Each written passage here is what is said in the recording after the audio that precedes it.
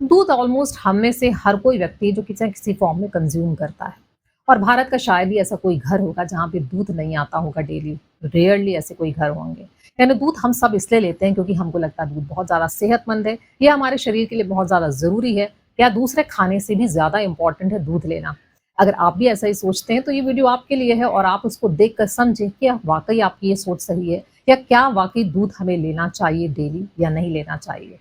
Hi, my name is Dr. Jayati Mishra and welcome to the channel. दूध का consumption सबसे ज़्यादा अगर होता है तो शायद भारत देश में ही होता है। इवन प्रोडक्शन भी अगर सबसे ज़्यादा होता है तो हमारे देश में ही होता है। तो वर्ल्ड का 25% जो मिल्क प्रोडक्शन होता है वो भारत में ही होता है, इंडिया में ही होता है। और पिछले 10 सालों में 58% जो इसका प्रोडक्शन है वो इंक्रीज़ हुआ है। तो इतना तो पॉपुलेशन की इंक्रीज़ होने से भी इतना जो कंजम्पशन है वो नहीं बढ़ सकता है। तो आखिर क्या वजह है इतना ज़्यादा इसका प्रोडक्शन बढ़ रहा है? तो जितने भी जो मिल्क का जो इंडस्ट्रियलाइज़ेशन इतना ज़्यादा हो गया, बड़ी-बड़ी कंपनीज़ इन्वॉल्वड हैं मिल्क प्रोडक्ट्स में, और इसी वजह से हमको ये ऐड के फॉर्म में और अलग-अलग तरीकों के फॉर्म में ये बताया जाता है कि चूँकि इस प्रोडक्ट में मिल्क है इसलिए अच्छा है। बिस्किट में भी मिल्क है और इसलिए आपके लिए अच्छा है। और ये कह के एक बहुत बड़ा बाज़ार क्रिएट किया गया है जो कि मिल्क के प्रोडक्ट से बनता है या मिल्क की वजह से बनता है। तो इसलिए भी हमको इस जानकारी से दूर रखा गया है कि एक्चुअली में मिल्क हमारे शरीर के लिए कितना चाहिए और क्यों चाहिए। दूध एक ऐसी चीज़ है जिसको सब लोग इसलिए लेते हैं क्योंकि उनको लगता है कि दूध में होता है बहुत सारे न्यूट्रिशन और बहुत ज़्यादा होता है अमाउंट में कैल्शियम। तो मल्टीपल रिसर्चेज़ हुई हैं दूध के लिए ऊपर, और बहुत सारे देशों में हुई हैं। ऐसी बहुत सारी रिसर्चेज़ हैं जो ये बताती हैं कि जिन कंट्रीज़ में दूध का प्रोडक्शन या दूध से बनी हुई चीज़ें, डेयरी प्रोडक्ट्स जिसको कहते हैं, उसका कंज़म्पशन बहुत ज़्यादा है।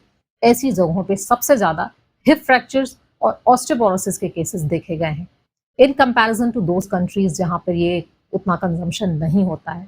यानी हमारी ये सोच कि कैल्शियम हमारे शरीर को बहुत ज़्यादा मिलता है दूध से, क्या ये सही है? दूध में कैल्शियम होता है, नो डाउट होता है, लेकिन दूध से भी ज़्यादा कैल्शियम की जो सोर्सेज़ होते हैं, रिच सोर्सेज़ होते हैं, वो हमारी वेजिटेबल्स में ऑलरेडी मिल जाता है। और जो दूध में जो कैल्शियम भी होता है, वो कैल्शियम हमारी बॉडी में एब्ज़ॉर्बेबल जो अमाउंट होता है, उसका केवल 1/3 अमाउंट होता है, जो हमारी बॉडी एब्ज़ॉर्ब कर सकती है। और वो भी ठीक से एब्ज़ॉर्ब नहीं कर पाती है। रीज़न? क्योंकि दूध में बहुत ज़्यादा शुगर और प्रोटीन्स भी होते हैं, ऐसी चीज़ें जो हमारी बॉडी में जाके इन्फ्लेमेशन प्रोड्यूस करती हैं, बॉडी में एक एसिडिक एनवायरनमेंट बनाती हैं। ये एसिडिटी जो बॉडी में क्रिएट होती है, उस एसिडिटी को न्यूट्रलाइज़ करने के लिए जो उसका कैल्शियम है, वो कैल्शियम काम में आता है, और बॉडी उसके थ्रू उसको न्यूट्रलाइज़ करती है। यानी वो जो कैल्शियम है, वो भी हमारी बॉडी को पूरी तरीके से नहीं मिलता। और दूध में जो अमाउंट में विटामिन डी होना चाहिए वो नहीं होता है। यानी आपकी बॉडी अगर विटामिन डी रिच नहीं है, तो जो ये कैल्शियम है वो आपकी बॉडी में वैसे भी एब्जॉर्ब नहीं होगा। यानी इन सारे फैक्टर्स से अगर हम देखें तो अल्टीमेटली हमको यही समझ में आता है कि कैल्शियम से, जो कैल्शियम एक दूध का एक मेन इंग्रेडिएंट समझ के हम लोग लेते हैं, वो कैल्शियम तो हमारी बॉडी को मिलता ही नहीं है। हर बच्चे को दूध की रिक्वायरमेंट होती है क्योंकि बच्चे बहुत ज़्यादा हेल्पलेस होते हैं। तो कोई भी जानवर का आप बच्चा देखेंगे तो 3-4 महीने तक अपनी माँ का दूध ज़रूर पीता है, और जैसे ही वो खाने-पीने लायक हो जाता है, यानी उसकी बॉडी पूरी तरीके से बन जाती है, वो माँ का दूध पीना बंद कर देता है। केवल एक ह्यूमन जो बेबीज़ होते हैं वो सबसे ज़्यादा हेल्पलेस होते हैं, आप ये कह सकते हैं। उनको आप अगर साल, 2 साल, 3 साल तक भी अगर मदर्स मिल्क पिलाएँगे तो उनको ऐसा कोई भी नुकसान नहीं है। साथ में आप दूसरे जो खाने-पीने की चीज़ें हैं वो भी आप दे सकते हैं। यानी कि ह्यूमन मिल्क डिज़ाइन्ड है फॉर द ह्यूमन बेबीज़। दूसरे जानवरों का जो मिल्क है वो डिज़ाइन्ड है फॉर देयर बेबीज़। और वो भी बच्चे कब तक पीते हैं? जब तक कि वो खुद खाने लायक नहीं हो जाते हैं। लेकिन ह्यूमन ही एक ऐसा है जो कि बच्चों तो छोड़ो, आप बड़े तक, बुढ़ापे तक आप दूध ज़रूर कंज़्यूम करते हैं। ये कह के कि दूध एक बहुत संपूर्ण आहार है या संतुलित आहार है या बॉडी के लिए बहुत ज़्यादा रिक्वायर्ड आहार है। दूध में जो न्यूट्रिशन आता है, जो भी मदर्स खाती हैं, वही सारा न्यूट्रिशन दूध में मिलता है। तो नेचुरली जो आप ह्यूमन खाना जो भी आप खाते हैं, जो कि एक आम आदमी को खाना चाहिए, वही खाना जब आप खाते हैं तो उसका ही न्यूट्रिशन बच्चे को मिल जाता है, व्हिच इज़ गुड। लेकिन जो जानवर खाते हैं, जानवरों के जो दूध है उनमें उनके आहार की जो न्यूट्रिशन वाली चीज़ें हैं, वो उनके मिल्क में आती है। यानी उनका जो कॉम्पोज़िशन होता है, जो मिल्क का जो कॉम्पोज़िशन है, उसमें फैट, प्रोटीन इन सब की मात्रा बहुत ज़्यादा होती है, जो कि ह्यूमन बॉडी के लिए एज़ सच डिज़ाइन्ड नहीं है। यानी आप जो मिल्क अच्छे बोल के कंज़्यूम कर रहे हैं, वो एज़ सच आपकी बॉडी के लिए डिज़ाइन नहीं है, यानी आपकी बॉडी के लिए वो बर्डन है। दूसरा, किसी भी तरीके का जानवरों को जो आहार दिया जाता है, पहले वो नेचुरल एनवायरनमेंट में रहते थे और नेचुरल खाना खाते थे। अब उनको आर्टिफ़िशियली फूड दिया जाता है, और बहुत सारे उनको हॉर्मोन्स वगैरह की तो मैं बात ही नहीं कर रही हूँ। बाकी जो नॉर्मल भी उनका जो है आहार जो उनका बनाया जाता है जानवरों का, वो बहुत ज़्यादा जो लो ग्रेडेड जो ग्रेन्स होते हैं या फूड मटेरियल होते हैं, उनसे बनाया हुआ होता है। तो नेचुरली केवल वही सारी चीज़ें उनके दूध में मिलेंगी, यानी आपको न्यूट्रिशन भी किस फॉर्म में मिल रहा है, आप उसके बारे में खुद सोच सकते हैं। बहुत सारे लोग आयुर्वेद की दुहाई देते हैं कि आयुर्वेद में तो दूध को संपूर्ण आहार कहा गया है। तो आयुर्वेद के बारे में भी बात कर लेते हैं। आयुर्वेद में तो बहुत सारी चीज़ें बताई गई हैं। आयुर्वेद में पूरा आहार-विहार किस तरीके से होना चाहिए, उसकी पूरी जानकारी दी गई है। लेकिन आपने आयुर्वेद के बाकी नियमों को मानना तो छोड़ दिया है, केवल दूध अच्छा आहार होता है या डेली लेना चाहिए, आपने इसको मानना शुरू कर दिया। खाने में अच्छी चीज़ें तो बहुत सारी होती हैं, न्यूट्रिशियस चीज़ें बहुत सारी होती हैं। फल, सब्जियाँ ये भी आपको डेली बहुत ज़्यादा क्वांटिटी में कंज़्यूम करना चाहिए। लेकिन हम इन नियमों को तो नहीं मानते हैं, आपको डेली एक्सरसाइज़ करनी चाहिए या आपका जो दिनचर्या है, खास तरीके से डिज़ाइन्ड होनी चाहिए, हमने इन एडवाइसेज़ को नहीं माना है। दूध चूँकि डिलिशियस है, इसलिए हमने दूध की एडवाइस माननी शुरू कर दी है। यानी हम अपने हिसाब से आयुर्वेद को तोड़-मरोड़ के यूज़ कर रहे हैं, जो कि बिल्कुल गलत है। और आयुर्वेद में भी जो दूध को लेने की बात कही गई, वो देसी गाय के दूध की बात कही गई है। देसी गाय का मतलब होता है वो गाय जो आपकी लोकेलिटी में रहती है। और लोकेलिटी क्या? पहले तो हर घरों में गाय होती थी, यानी आप जो खाते थे, वही आप गाय को भी खिलाते थे। उसी तरीके का आप अनाज खिलाते थे, जो आप खेतों में उगाते थे, वही आप खाते थे और उसी का बचा-खुचा हिस्सा जो होता था, वो गाय खाती थी। यानी आपके खाने और गाय के खाने में हार्डली कुछ डिफरेंस था। और दूसरा, जो गाय होती हैं आपके लोकेलिटी के हिसाब से, यानी सेम एनवायरनमेंट में पलती-बढ़ती हैं, तो सेम तरीके का न्यूट्रिशन भी उनके दूध में आता है और काफ़ी हद तक वो ह्यूमन मिल्क से एक तरीके से रिज़ेम्बलेंस है उसकी। चूँकि हर घर में गाय पलती थी, तो उनको घर जैसा एनवायरनमेंट मिलता था, एक इमोशनल कनेक्शन होता था और कभी भी उन गायों को बहुत अब्यूज़ नहीं किया जाता था। आजकल जो इंडस्ट्री पर्पज़ से जो गायें पाली जाती हैं और जिनका दूध हम यूजुअली पीते हैं, ऐसी गायों को एक तो डिफरेंट एनवायरनमेंट में रखा जाता है। सारी गायों को आर्टिफिशियल इंसेमिनेशन के थ्रू बार-बार प्रेग्नेंट कराया जाता है। उनके थनों में इन्फेक्शन हो जाता है, यानी मास्टाइटिस एक बहुत ही कॉमन प्रॉब्लम है जिसकी वजह से उसमें मिल्क में बहुत सारा पस और बहुत सारा ब्लड भी कलेक्ट हो जाता है। और नेचुरली वो इमोशनली भी बहुत ज़्यादा डिप्राइव्ड या अब्यूज़्ड होती हैं। इसलिए देसी गाय के दूध को उसमें कहा गया है लेने के लिए। और साथ में कुछ ऐसी गायों को दूध को लेने की बात की गई है, जो कि जैसे पहाड़ी इलाकों में रहती हैं या जो मेडिसिनल प्लांट्स बहुत ज़्यादा खाती हैं, जो कि आप नॉर्मली कंज़्यूम नहीं कर सकते हैं।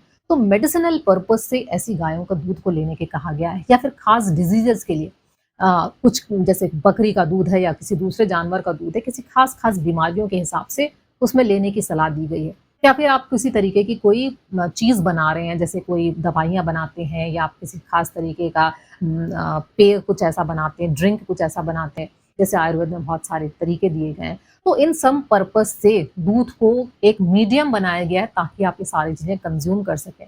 लेकिन अगर आप दूध को अपने खाने से रिप्लेसमेंट करने के बारे में सोचते हैं और इस वजह से आप डेली दूध लेते हैं, तो आप अपनी बॉडी को बहुत ज़्यादा नुकसान पहुँचा रहे हैं और आपकी बॉडी को एक तरीके से आप बीमार बना रहे हैं। बहुत सारी बीमारियों की जड़ है।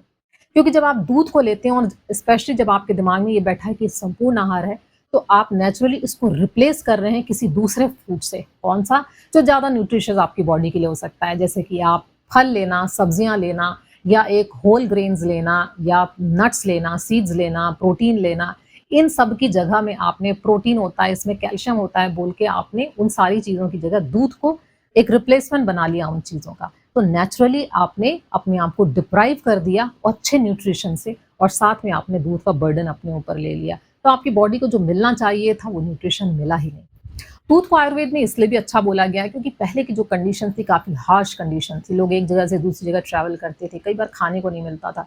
तो ऐसी जगहों में सबसे आसान तरीके का जो आहार हो सकता है वो क्या हो सकता है? दूध। क्योंकि जानवर हर जगह होते थे, हर किसी के घर होते थे, हर गाँव में होते थे। तो एक दूध से आपको वो ऑलमोस्ट बहुत सारी चीज़ें मिल सकती हैं जो कि अगर आपको वैसे आप कुछ भी खाने को अगर आपको नहीं मिल रहा है तो।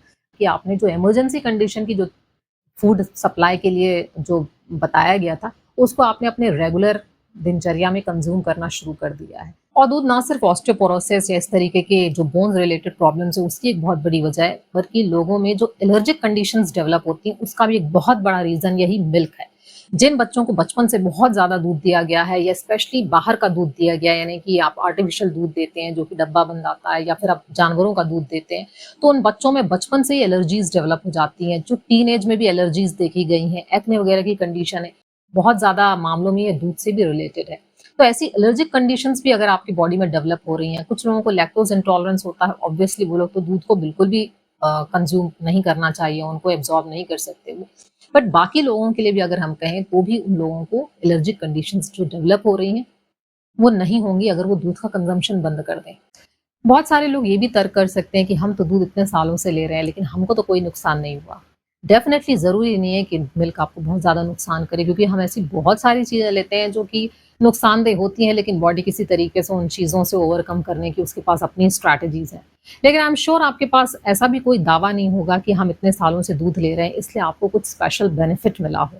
सिवाय इसके कि दूध लेना हम सबकी एक आदत बन चुका है। रोज़ हम कुछ ना कुछ ऐसी चीज़ें ज़रूर खाते या पीते हैं जिसमें दूध का इस्तेमाल होता है। वैसे ज़रूरी है कि सोच समझ कर दूध लें। अगर आपके शरीर की रिक्वायरमेंट है कोई ख़ास चीज़ के लिए आपको इसको इस्तेमाल करना तो आप लें।